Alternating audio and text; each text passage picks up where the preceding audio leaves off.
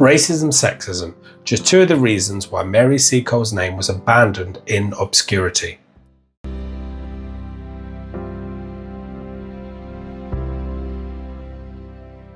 Mary Seacole, yes, another Mary, was a Jamaican-born British woman.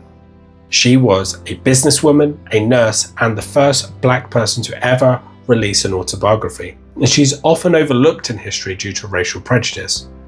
Most children, especially of my generation, were taught of the heroics of Florence Nightingale. And while her story is to be celebrated, I think that this is an opportunity to talk about another unsung hero of the Crimean War. In the beautiful city of Kingston, on the 23rd of November 1805, Mary Jane Grant, who would be Seacole, was born. Mary took great pride in being both Scottish from her father and Jamaican from her mother, and she would later, in fact, dub herself as Creole.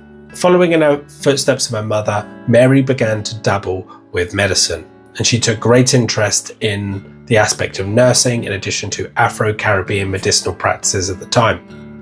And in the 19th century, as one can imagine, those of black heritage were still looked down upon. Slavery was still prevalent during these times, and a free black person was somewhat controversial. Those of Jamaican or African descent were considered to be lazy, but this is something that Mary took great umbrage with and tried her best to separate herself from that racial stereotype.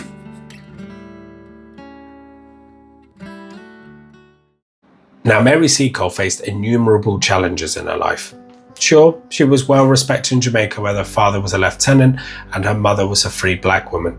She was also educated well and had financial freedom enough to travel the world. However, this respect ended once she left the islands. In Britain and America, she faced racism, condescension, and general discrimination due to her skin colour and heritage.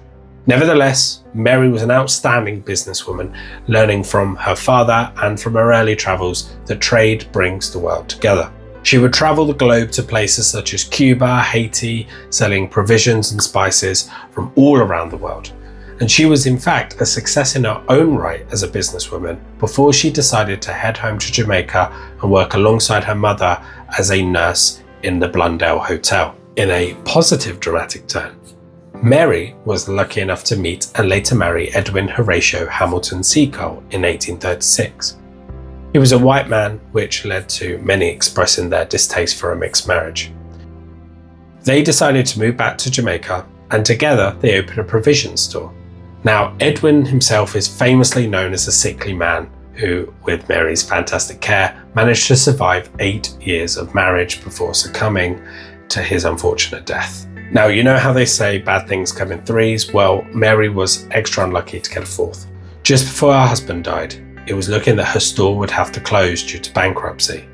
In addition to that, her mother's business, Blundell Hotel, was burned down. After that double tragedy, Edwin passed, leaving Mary completely grief-stricken. And then in the final, last cruel twist of fate, her mother died, and that left Mary with nothing. But as the late Alia once said, dust yourself off and try again.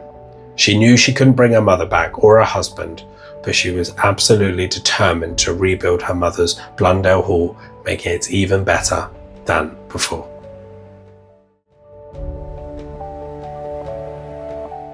Mary Seacole's achievements are vast and plentiful. We could discuss her bravery in embarking on international travel before she was 20. One may say that her first achievement was even earlier than that, where she was learning from her mother and the military doctors the art of medicine and healing. But despite what you consider to be her first or best achievement, it is without question that Mary did achieve a great deal in her life. In fact, Mary is best known for her work in the Crimean War, but that is not all. One forgets that she was a nurse who helped British soldiers back to health in Jamaica, and we can even look at her fight with cholera twice, both in Jamaica and in Panama.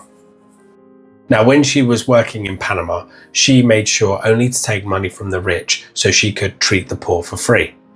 However, this was not enough to stop the pandemic. It was a difficult and hard-fought battle, with Mary eventually contracting cholera herself at the time. Now, it is now thought that Mary's Afro-Caribbean medical approach was actually more hygienic than the European medicine at the time, and this significantly contributed to her success. Nevertheless, she was unable to stop this rampaging disease. However, the residents still loved her, not for her medical work, but for her bedside manner, for which she is now very famous. Now let's fast forward through Mary opening up her own hotel, restaurant, barber, and let's go straight to the Crimean War. Now, to give some context around the Crimean War, this was a war that the UK, France and Sardinia were against Russia to control land left over from the Ottoman Empire. Now, the war itself was quite, bloody, cannons, guns, but it was actually disease that proved to be the greatest threat at the time. Soldiers of war would end up surviving a hit just to succumb to the ravages of infection. And this is, in fact, where both Mary Seacole and Florence Nightingale earned their reputations. But unlike Florence, Mary had to find her own way to help in the war. She was rejected by the British government and the Association of Nurses, and it is still debated whether this was because of her skin colour or her lack of official accreditation. But she wasn't going to let either one of these things stop her. She decided that she would go there independently as a private nurse and businesswoman because she was so determined to help those soldiers.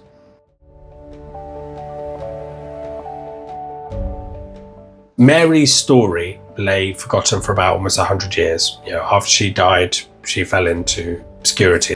And there is current discourse whether you support Florence or Mary, but I think both to be respected. Both are women of incredible achievement who went above and beyond the call of duty. In Mary's story, there are excerpts of resilience, wisdom, bravery, compassion, and pride. And Mary's name will be forever remembered in British medical history. And I think for very good reason.